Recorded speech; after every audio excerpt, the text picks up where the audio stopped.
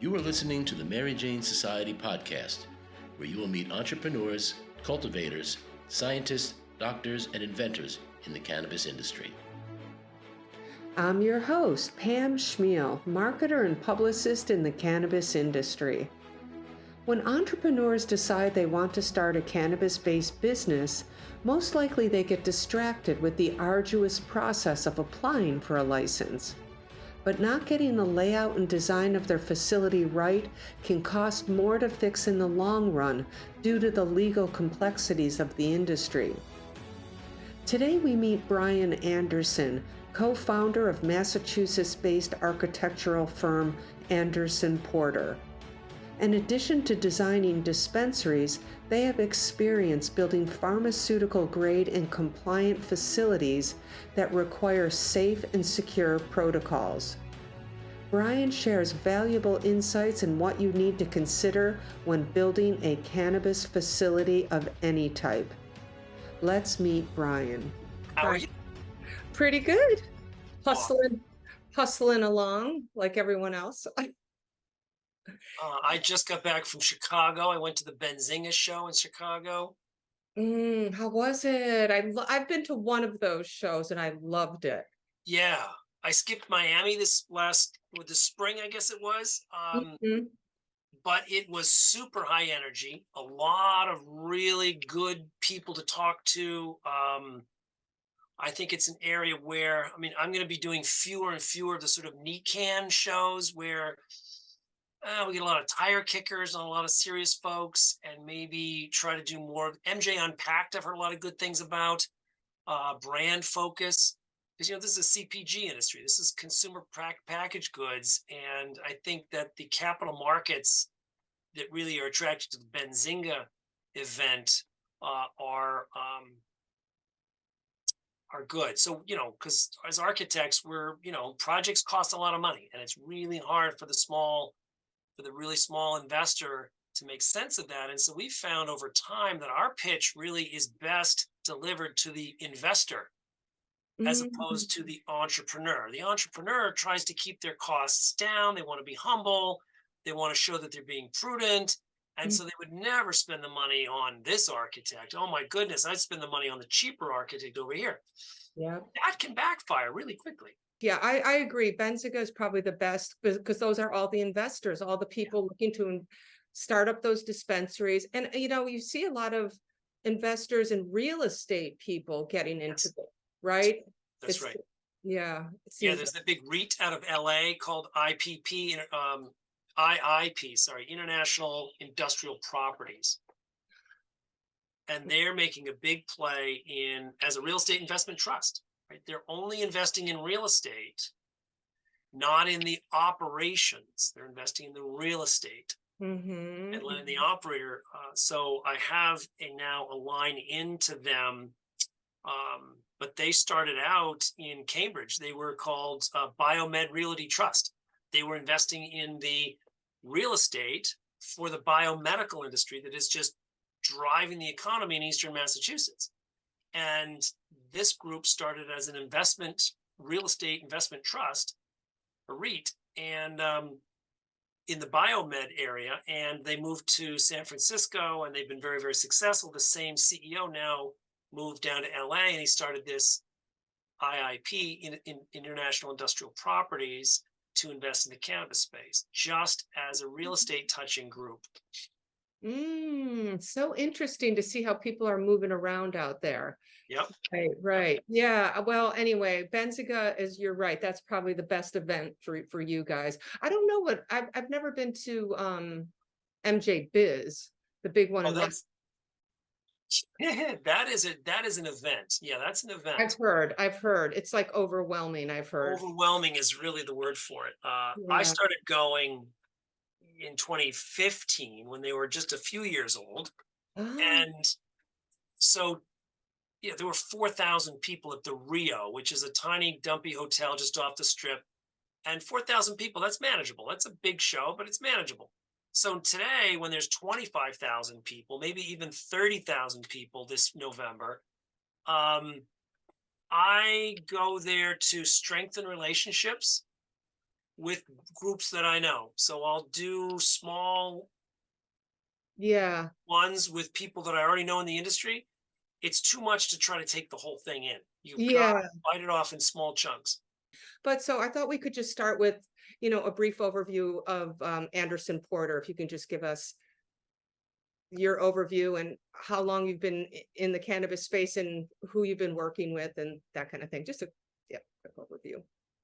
So yeah, these are exciting times. We started I mean, I've been an architect for 32 years, but our company started in 24 in started in 1994. So in this next year will be a 30-year company Wow, that's as amazing. architects.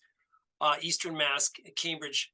Um, we 10 of these years, so 20 years as a general practice, and now 10 years as a cannabis focused practice. So we still have a section of our firm that is probably 30% of our gross is in housing, but 70% of what we do, 70% of our gross revenue is cannabis work.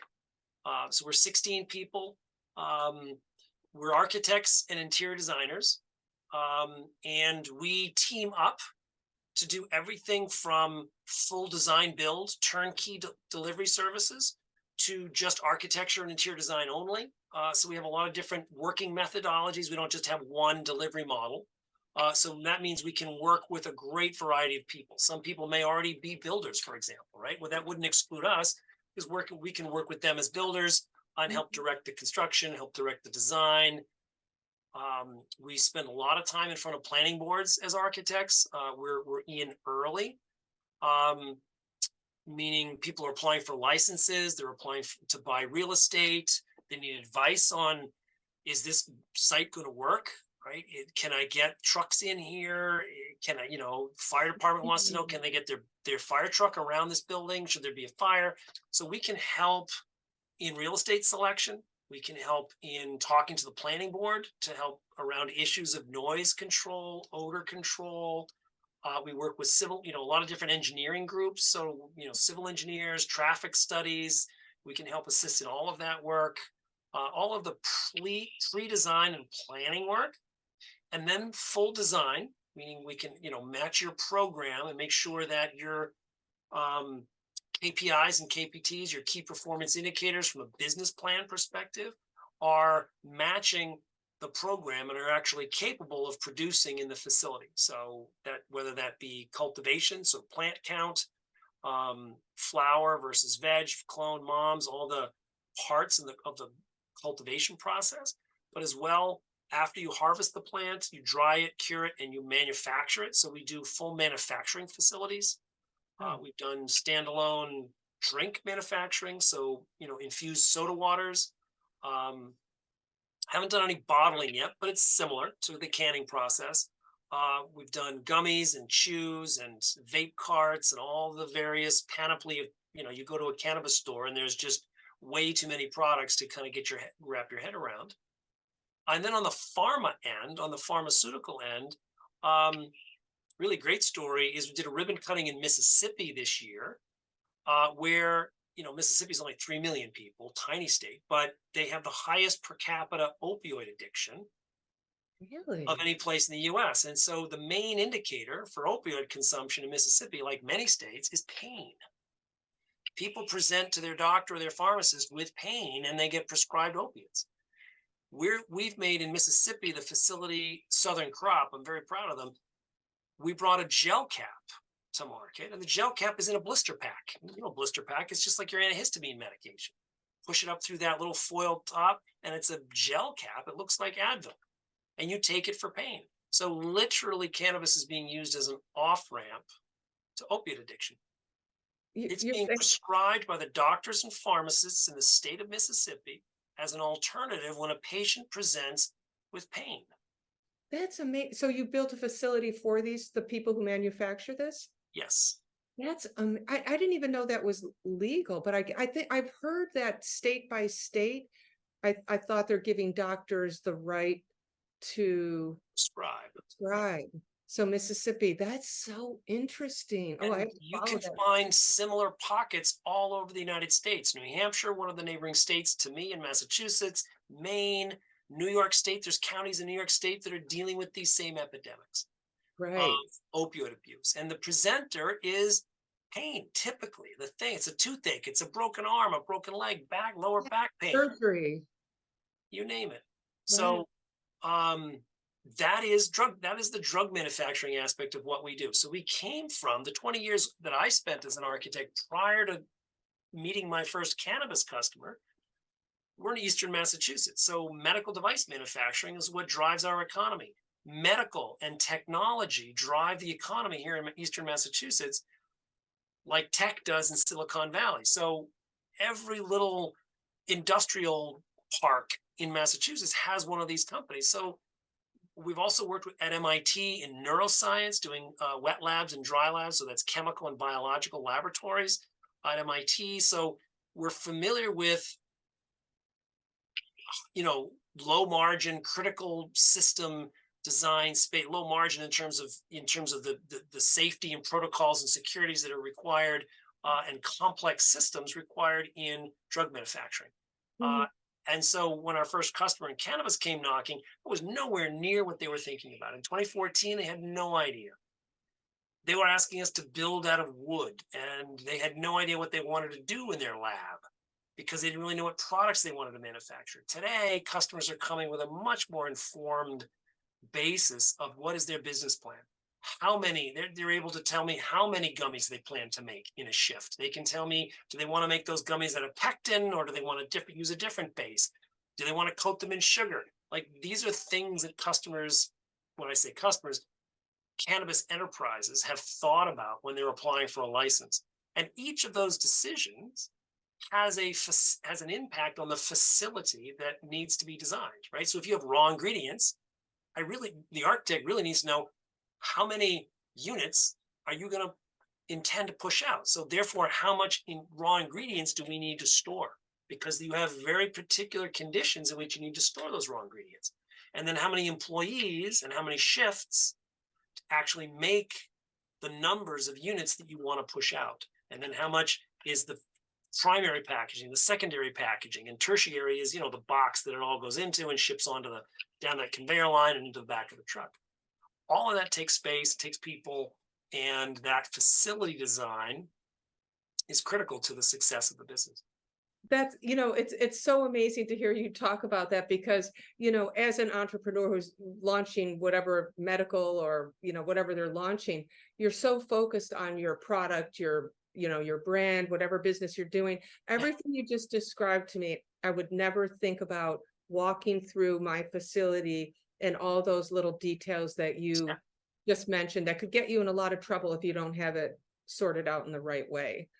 And it's because of standards and protocols. So architects deal every day with standards and codes, right? So you have a local board of health, and that local board of health inspector is going to show up at your facility, and they're going to inspect that facility because you're selling products that the public is going to ingest. Yes. And so the board of health has a responsibility to observe that facility before they give you what's called a certificate of occupancy, the right to go ahead and do this, right? Most people, rightfully so, they focus on get the license, get the funding. Once you get your license and funding, get the real estate, right? But with that real estate comes all of these things, these regulatory and standard driven obligations to produce a safe product for the public. Your company is really getting set up to be the leader in that. I mean, pharmaceutical comes on board and things like that, and it's coming, When you talk about the tri-state area, New York already requires what's called GMP, good manufacturing practices, or GAP is good agricultural practices. So GMP, GAP, all of these are required in the state of New York, as well as New Jersey, as well as Connecticut. Massachusetts does not require it. And so you'll see different investments are required of the entrepreneur to meet the standards that the state legislature has identified. What we tell customers and tell entrepreneurs and developers, regardless of the state you're in, if you're a multi-state operator, go with the highest level of standard, even if it's not required in the state you're in. Behave as if is the term that I use. Behave as if, because this descheduling or rescheduling from Controlled Substances Act from a 1 to a 3, one of the impacts of that will be that the FDA is now in another authority having jurisdiction over your cannabis business. And in order for them to sign off on your, in addition to the Board of Health, which is a state and local township, is going to be the township that you're in provides the Board of Health. But the federal government will now be responsible to send in an inspector to inspect that you meet FDA standards. So you should always behave as if that's going to happen. We So could if spend you're like an a hour talking about FDA problems, but yeah, that's but like a gummy manufacturer, like even a yes, gummy it's going to fall under the FDA. I never thought about that. yeah. Vape cart filling, drink manufacturing, anything the public is going to consume as a medication, right, Right. is a drug, your drug manufacturing. Yeah, I've been kind of intrigued by the whole FDA because they don't feel that any cannabis product, consumable product, falls in any of their safety category pipelines of because they don't have the proper pathway set up. It doesn't match any other drugs they're putting through a pipeline. That's what they're saying.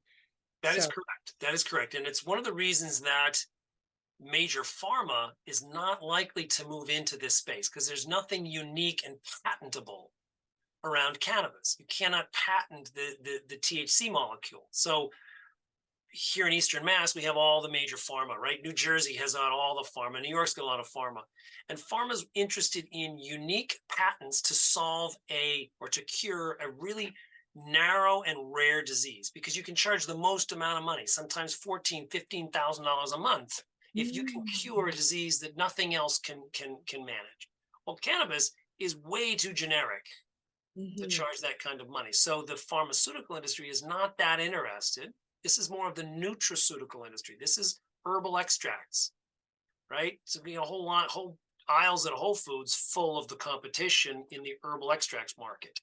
However, if you know anything about nutraceuticals, is they always balance along this line of FDA approved or not approved. And there's, some of them are, some of them aren't. Some of them talk about efficacy when in fact they're not. Actually, there's been no drug testing, and so the efficacy is not provable. All of this is about trying to balance the line of cost versus profit, on cost of goods produced versus profit, and how much regulation the government is going to require. We urge everyone to behave as if, not because of how pharma regulates what they do or how they make investments, but rather because you don't want to have to face batch recall. You don't want to have to recall a product. You don't ever want a death to happen because people are ingesting this as a medicine. Even if it's sold as a retail product, people self-medicate. And they should have an assurance that the product is safe. Right.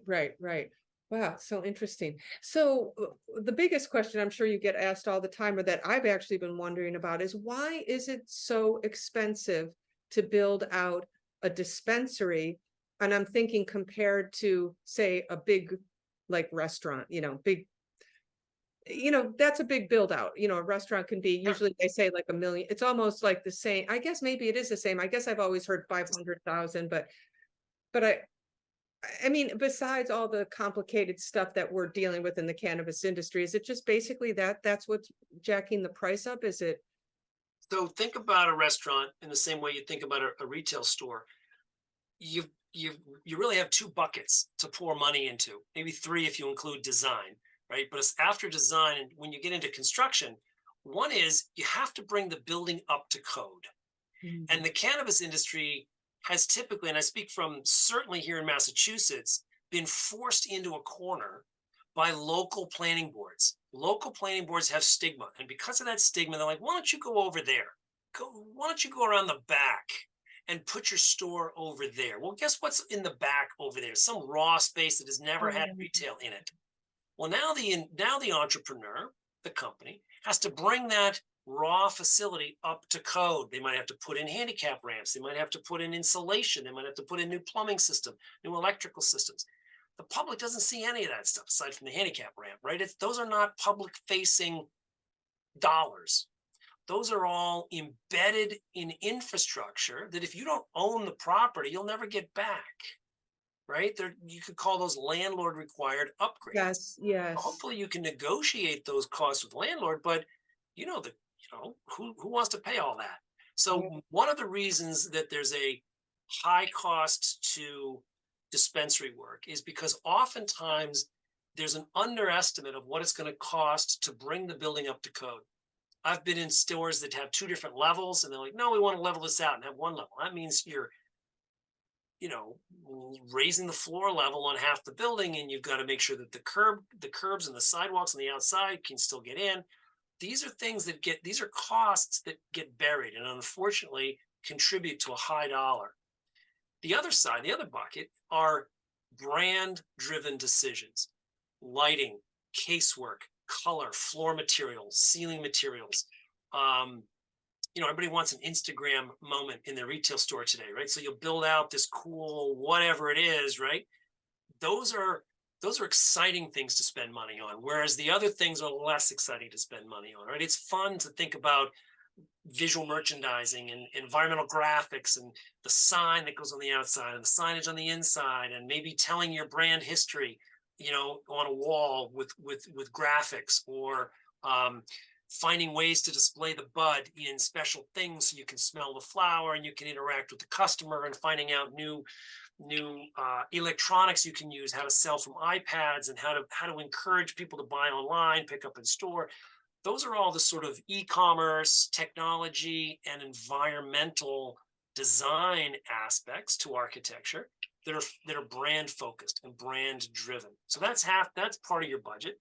That could be, if you're lucky, more than the cost to upgrade the facility, meaning the majority of your budget is spent on brand driven decisions, if you're lucky, and only a small amount of money has to get spent on back of house stuff, adding another bathroom, building out a ramp so that people can get in and out of this thing. So if you have a good real estate team that can find something that's called vanilla box, it's a retail term in the retail industry. Vanilla box just means that it's prepped and ready to go, right? The air handling units are there. All you got to do is move some ducts around, right? You got to build some walls internally, sure, fine, but the basic shell of the thing is all tight and good. That's hard to come by. Real retail prime. So in New York, I'd say there's a lot of it available. And if you work with a good commercial real estate agent and give them a good tight list of requirements, you can find you're going to be in the plaza across the street from the Walmart, right? You're going to be in the plaza next door to a restaurant. That's an ideal spot to be. You don't want to be tucked around in the back where you've got to renovate the building or build it new from the ground up. You want to be on a strip where there's a lot of street traffic, there's a lot of foot traffic, or if you're in the 5 boroughs, you want to be on a street with a lot of other retail. As far as the DASNY, I'm not sure if you could talk about that at all, like the opportunities in New York. Sure. Well, that's really apropos, right? Because the window opens Thursday. Yeah. Wednesday. Yes, tomorrow. Wednesday, the 4th, right? Today's the 2nd, so the 4th. Yeah. Holy cow! Yeah, this has been most of my week last week and this week. Oh, that's right. You're right, because you're part of the DASNY team. Is that how I would say it? Or so the window that's opening now, the license application window that's opening now, is outside of DASNY. Meaning DASNY has right, because of the injunction. Yeah. Well, not just because of the injunction, but DASNY is really just a public benefit corporation administering a fund, and that was the social equity fund. Right. So that's the CARD, the CAURD, the Conditional Adult Use Retail Dispensary License Program. What's opening up on Wednesday is the OCM's general, come on, folks, let's get to work. Everybody else, right? So anyone who may well be a social equity, they may well have spent time in prison unjustly. There's a huge social justice component, but they're not going through DASNY. They're saying, I don't want to be part of that. I want to do this on my own.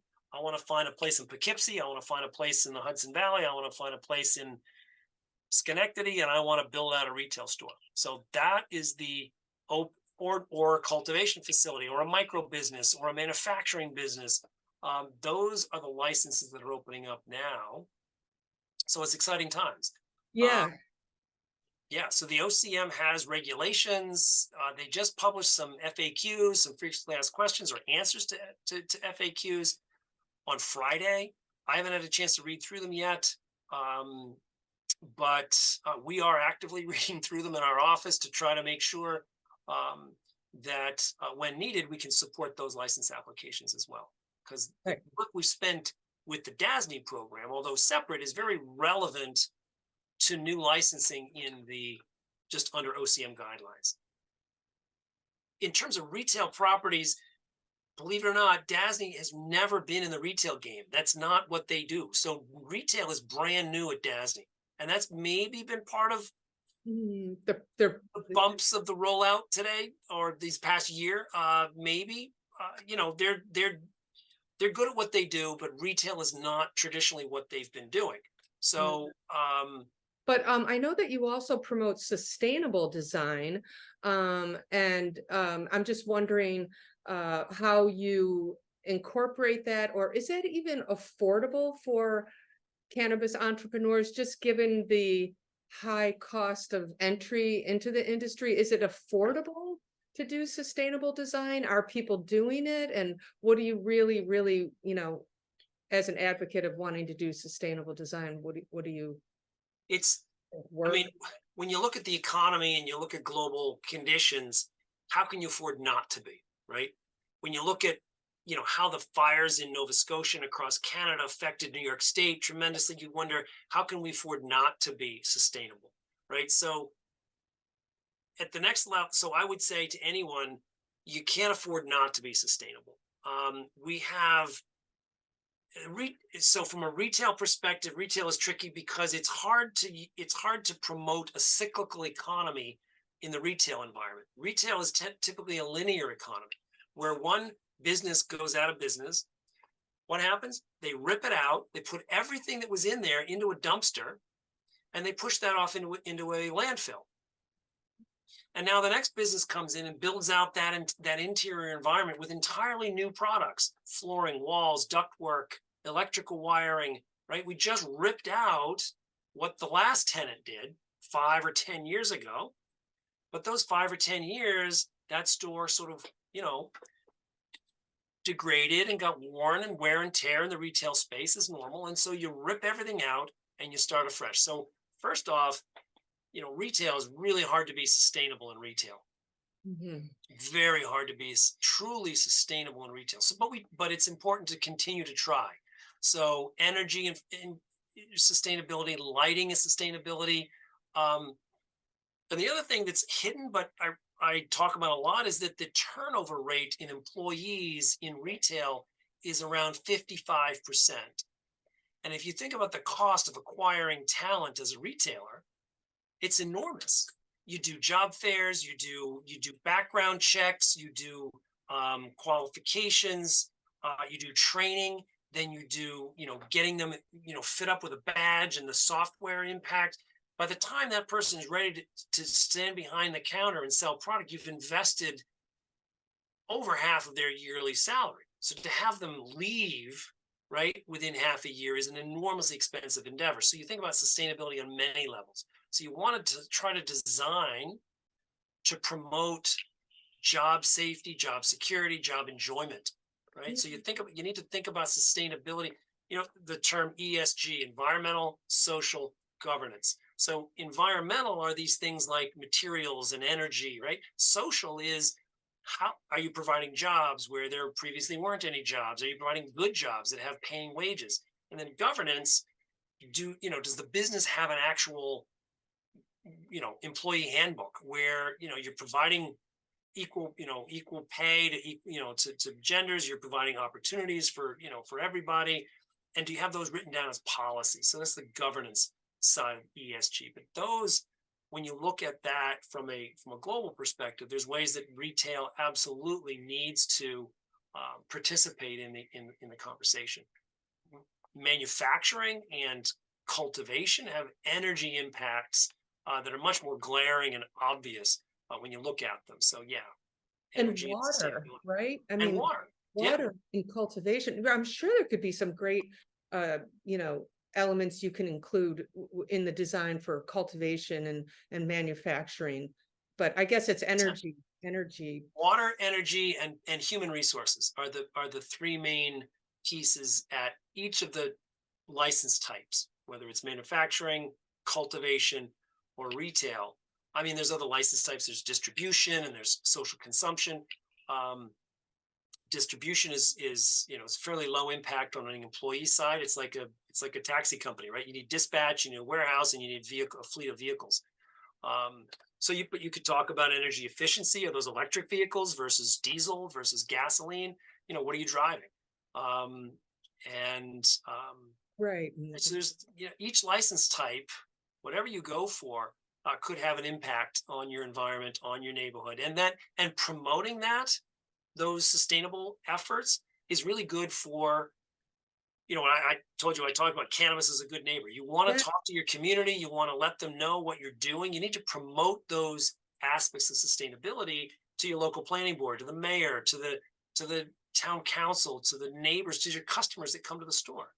Um, And I know odor is like a big thing everybody's talking about in New York, especially because we're, I think, one of the only states where everybody could smoke on the streets, and it's one big billow of smoke out there. And so and I know I also spoke to someone who was building out a smoking lounge in Denver, and he was going through a lot of problems trying to control, I guess, different things that they required for odor control. So yeah, are there new technologies that need to be developed for that, because this is kind of a new problem, or are there other elements you're that are you can apply to it? they are existing technologies that we're adapting to the cannabis space when it comes to cultivation. So a lot of communities, cultivation licenses will locate themselves within communities, right? So, you know, um, the output from that facility needs to be managed in a way that you develop friendly neighbors, right? You don't upset folks. Not everybody likes the smell of cannabis.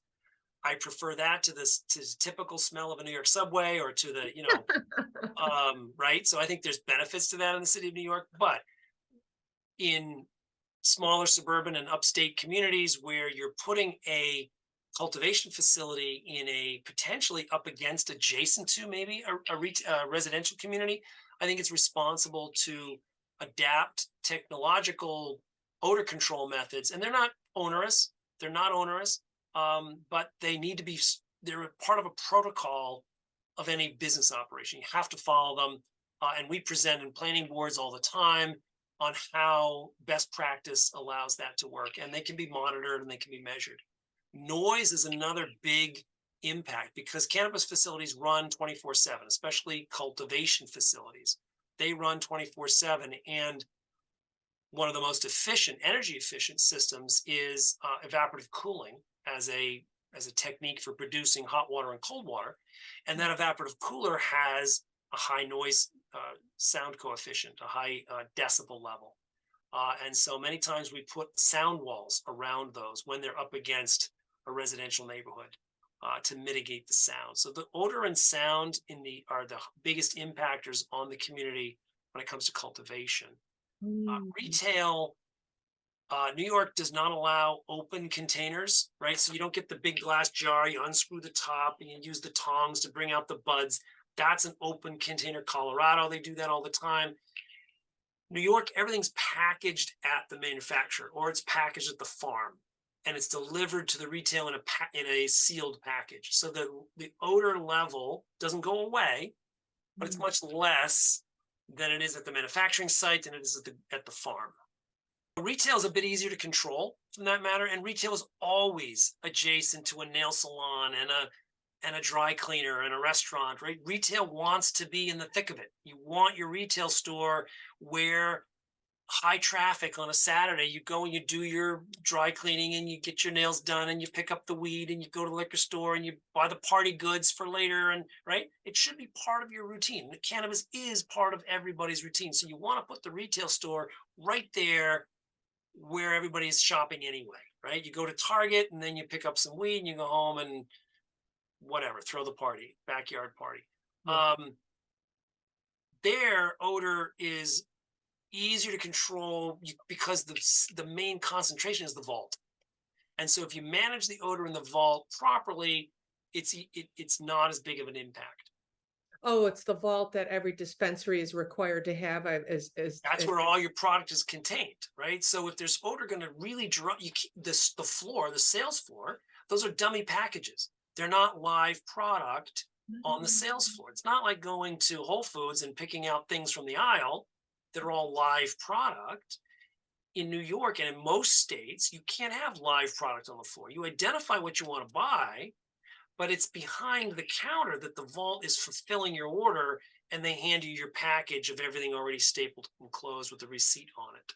As far as community boards and any that you've had to deal with before, so you're saying that the odor, the smell, or the odor and the sound. Yep. And what are some other really big concerns? Traffic. We epically here in Massachusetts launched the adult use retail program. 2 stores opened, one in Leicester, Massachusetts, and one in Northampton. I think they opened on the same day, which was the Black Friday, right after Thanksgiving. And the one in Leicester, Mass, opened it was on the only road that gave access to the Walmart. So you had conflicts, right? And no one really talked about why the traffic was so out of control. But every police department and every planning board for the next year and a half threw their arms up, and they forced unnecessary traffic studies onto retail operators because they were deathly afraid that they would have the same thing happen in their town. And this is just bad information. It's like, oh, perfect storm, like the one road to the Walmart and the one cannabis store, and everybody was trying to get through that one 2-lane road. It was just nuts. That's not going to happen again. It just isn't. Right. Get more stores spread out. You don't get the same over concentration of traffic. Right. And how about security? I'm sure, I mean, maybe that's just the store's concern for the safety of them and their, but is that a concern for? Absolutely a concern. There are ne'er-do-wells, everywhere. I think the Northwest reports a lot more smash and grabs than we've seen in the Northeast. It's not as high a cash intensive, right? Many more customers are using cards, but still cash is what ne'er-do-wells, I'll call them robbers, any kind of buddy wants to smash it, because the packages are all empty and you're not getting into the vault. Right. So really what they're after is what's in the till. They're literally just after what's in the till, just like they would be at a convenience store. Presuming that the product, a liter bottle of Diet Pepsi isn't really not what you're going to, put somebody in harm's way over, right? Maybe you would over presumably the value of cannabis. Once you realize that there's no cannabis on the shelves, why are you breaking into this facility, right? And it's ultimately it's just for cash. So there are real concerns, and I think until this completely normalizes nationally, we have to comply with every state's security requirements, and every state defines the security requirements in their state, and every licensed facility abides by those laws. So cameras, key card access, punch access, glass breaks on the, so you can, emergency alarms if you're held at gunpoint. All these things are normal and higher than they are at Whole Foods, higher than they are at the nail salon, but reasonable within the cannabis space. Reasonable for employee safety, public safety, given there's still a lot of stigma out there around cannabis. So do you see the future of dispensaries staying the same? Like where there's, it's not like going into a regular store, picking up product and how, cause the stores that you're designing are good, flow through traffic to get to the bud tender, get out, whatever. But, so many people are used to, they just want to go in and flip the package, look it over, or just start, looking on shelves. Do you think that's going to change in the future? Are people talking about wanting to change? Absolutely. And I absolutely hope so, as an architect, as a designer, and as a customer, as a shopper. Yeah. So one of the big divisions in retail is experiential retail versus transactional retail. And I think we're only tip of the iceberg right now in cannabis, right? Great example is that in New York, right, there was an article. I read an article about this store. I haven't been into the store. The City That Never Sleeps. There's a mattress retailer in Manhattan where you can go in, and for $25 you can lie down in an isolation chamber on their mattress and you can get a 45-minute snooze. Hmm. That's a way to sell mattresses, right? You know, in the City That Never Sleeps, you want to get a good night's rest, buy our mattress. Here, test it out. Yeah, yeah. Well, yeah, they do have So those. think about that as a retail experience. That's an experience. That's not transactional retail. That's experiential retail. Come on into our store, experience this product, and think about taking it home with you or having it delivered on the weekend. Cannabis is just at the tip of the iceberg when it comes to the opportunities in experiential retail, right? Think about what Nike did to retailing back in the 90s in the Docklands in London and Nike Town across the United States. They built these stores that were not necessarily designed to drive revenue to square footage retail revenue. They were there to drive the brand. So Planet 13 and out in Las Vegas is doing this.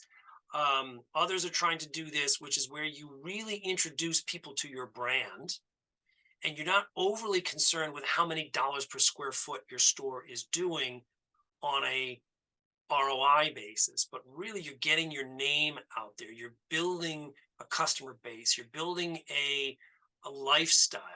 And we haven't even touched that yet in the cannabis space, barely touched that. So there's enormous opportunity for cannabis retail to evolve over where it is today. Right. And I see a smoking lounge in dispensaries, like just a place you can just go, hey, you want to sit down and grab an iced tea and we'll, have a gummy or a smoke or whatever you want to do, a dab, you pick up a puff coat, things like that. Well, I told you, a year and a half, I've been working with the DASNY program. My head was blown open when DASNY came on a call with all of us and said, that every card applicant gets a consumption lounge license along with their retail license. I was just like, oh, I didn't know that. Where was that written down? How come we weren't told about that? So they're like, can you compress the store design you're doing for the DASNY program so that the licensee has an extra 500 or 800 square feet somewhere in the store and they could do a consumption lounge.